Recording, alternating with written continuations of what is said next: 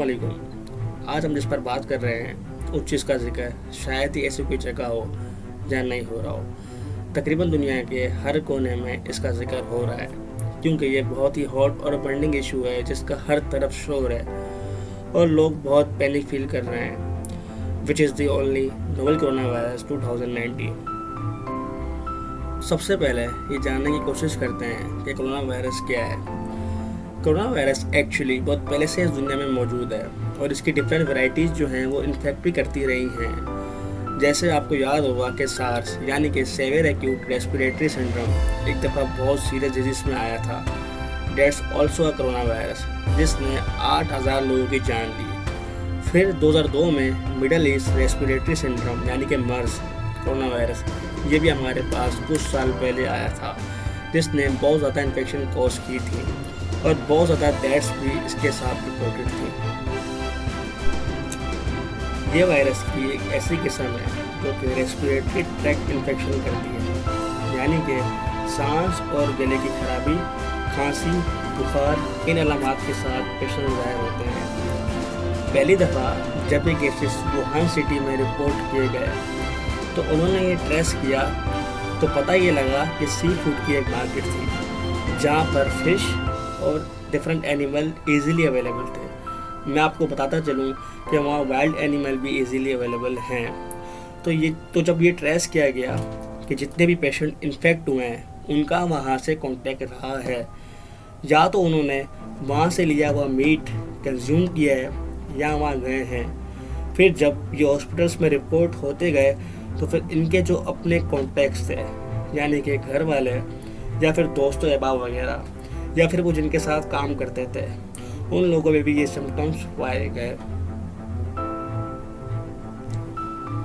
ये virus typically एक respiratory tract infection करता है, जो कि अपर रेस्पिरेटरी ट्रैक्ट इन्फेक्शन भी हो सकता है और लोअर भी। जब मैं अपर रेस्पिरेटरी ट्रैक्ट इन्फेक्शन की बात करता हूँ तो उसका मतलब होता है कि नाक का बंद होना, फ्लू की कैफियत, गले में खुश खांसी का होना और सांस लेने में मुश्किल होना।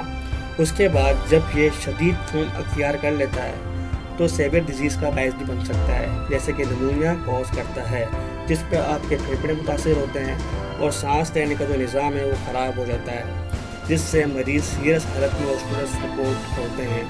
तो ये इसके अलामात भी मैंने साथ साथ आपको बता दिए।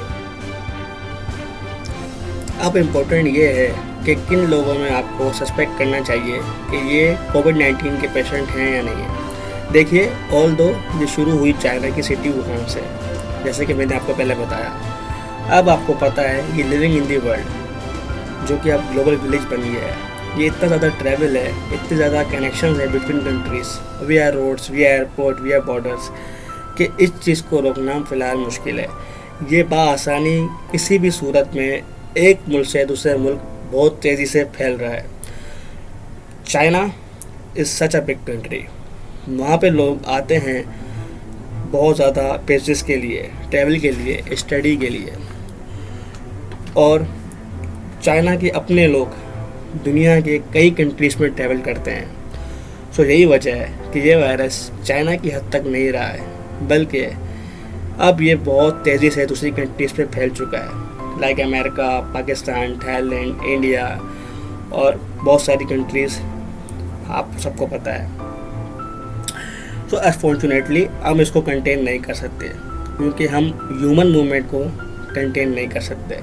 इसी वजह से आज दुनिया भर में लॉकडाउन को तरजीह दी गई है और लोगों को उनके घरों में रहने की तलकीन की जा रही है, ताकि हम जल्द से जल्द इस वबा से निकल जाएं।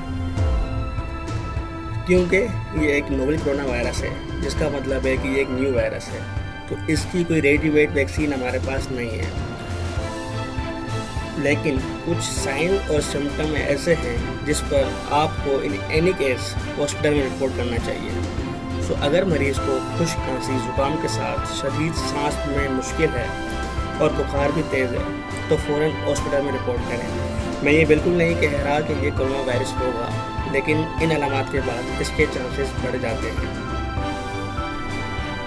तो आइए अब बात करते हैं कि इस बीमारी से बचा किस तरह जा सकता है, which is the most important thing. आप सब लोगों ने ये सुना होगा कि prevention is always better than cure, जिसका मतलब होता है कि एहतियात इलाज से बेहतर है। Because we don't know the cure, अभी तक हमारे पास ऐसी कोई दवाई या ऐसी कोई वैक्सीन नहीं आई है जिससे हम इसका ट्रीटमेंट कर सकें। So for the time being we should only emphasise prevention of this disease. और प्रिवेंशन वही है जो बाकी रेस्पिरेटरी ट्रैक्ट इन्फेक्शन की प्रिवेंशन होती है, जो बाकी वायरल इन्फेक्शन जो रेस्पिरेटरी ड्रॉपलेट्स के थ्रू फैलते हैं उनकी इन्फेक्शन होती है। उस पर सबसे ज़्यादा इम्पोर्टेंट है क्योंकि ये आपकी बॉडी सेक्रेशन से फैलता है, तो छींकते वक्त या खांसते वक्त आपने अपने मुंह को कवर रखना है, फेस मास्क का इस्तेमाल करें और हैंड हाइजीन पर बहुत जोर दें। हम बहुत सारी बीमारियों से बच सकते हैं अगर हम सिर्फ प्रॉपर हाथ धोने की आदत डाल लें। सो हाथ धोने के स्टेप्स भी मैं बताता चाहूँगा आपको। हाथ आपने बार बार धोना है, साबुन से धोना है और एटलीस्ट 20 सेकेंड आपको हैंड वॉश के लिए सर्व करने चाहिए। और इसके अलावा सैनिटाइजर्स का यूज़ आपने करना है बार बार, क्योंकि ये वायरस बहुत आसानी से पर्सन टू पर्सन मूव हो जाता है, स्पेशली वो लोग जिनका इम्यूनो कॉम्प्रोमाइज़ है, जिनकी क़ुव्वत मुदाफ़ियत कम है और जिन्हें और बीमारियां हैं जैसे कि शुगर का मसला है, टीबी का इशू है, या वो जो कैंसर के मरीज़ हैं या बहुत ओल्ड एज के पेशेंट हैं, और सबसे इम्पोर्टेंट जो रेस्पिरेटरी ट्रैक्ट की प्रॉब्लम के साथ इन्फेक्टेड होते हैं, जिन्हें अस्थमा है या फिर कोई भी फेफड़ों की बीमारी है, उन लोगों पे ज़्यादा चांसेस होते हैं कि सीवियर डिजीज़ होगी और अल्लाह ना करे कि जान का खतरा भी हो सकता है।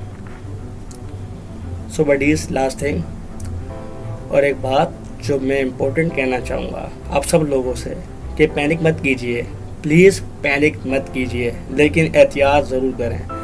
गैदरिंग्स को अवॉइड करें, बाहर जाना बिना मतलब और बिना मकसद के बंद करें, क्योंकि ये वायरस बहुत तेज़ी से मूव करता है। तो ऐसा ना हो कि हमारी वजह से हमारी फैमिली को प्रॉब्लम हो और वो मुश्किल में आ जाएं। तो इन दी एंड अल्लाह से दुआ है कि वो हम सबको इस बीमारी और वबा से बचाए रखे और जल्द से जल्द इस वायरस से निजात दिलाए। आमीन। आप सब लोगों से अब रिक्वेस्ट है कि इस वीडियो को शेयर करें, लाइक करें और हमारे चैनल को सब्सक्राइब करें। Thank you. जज़ाकल्लाह।